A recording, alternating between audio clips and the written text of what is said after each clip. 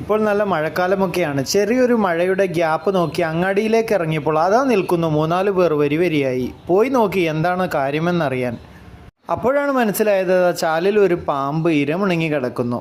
ആശാന്റെ വായിൽ ഒരു തവളയുണ്ട് കേട്ടോ. ഞാനൊരു കമ്പ് സംഘടിപ്പിച്ച് അതിന്റെ മേലെ ടച്ച് ചെയ്ത സമയത്ത് തല ഏതായാലും പുറത്തേക്ക് ഇട്ടു. ചിലർ പറഞ്ഞു മണ്ടലി എന്ന്, ചിലർ പറഞ്ഞു പുല്ലാണി മൂർഖൻ എന്ന്. എനിക്കേതായാലും മേലെ നോക്കി പേര് പറയാൻ അറിയാത്തത് കൊണ്ട് ഞാൻ അഭിപ്രായമൊന്നും പറയാൻ പോയില്ല.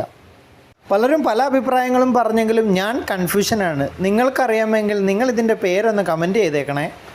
അങ്ങനെ ഞാൻ നെറ്റ് ഓണാക്കി ഗൂഗിൾ ലെൻസിലൊന്ന് സ്കാൻ ചെയ്തു. അപ്പോൾ കിട്ടിയ റിസൾട്ട് വാട്ടർ സ്നേക്ക് എന്നാണ്. അപ്പോൾ എനിക്ക് മനസ്സിലായി അത് നീർക്കോലിയാണെന്ന്. ഇത് നീർക്കോലി വളർന്നതാണേ.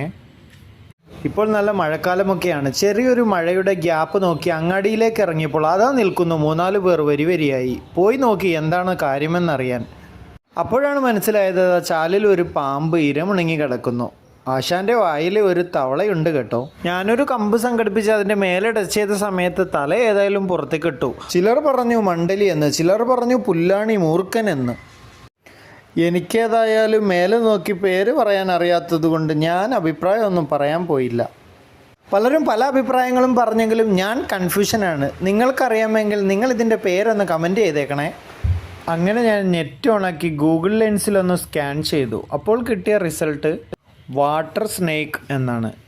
അപ്പോൾ എനിക്ക് മനസ്സിലായി അത് നീർക്കോലിയാണെന്ന്. ഇത് നീർക്കോലി വളർന്നതാണേ.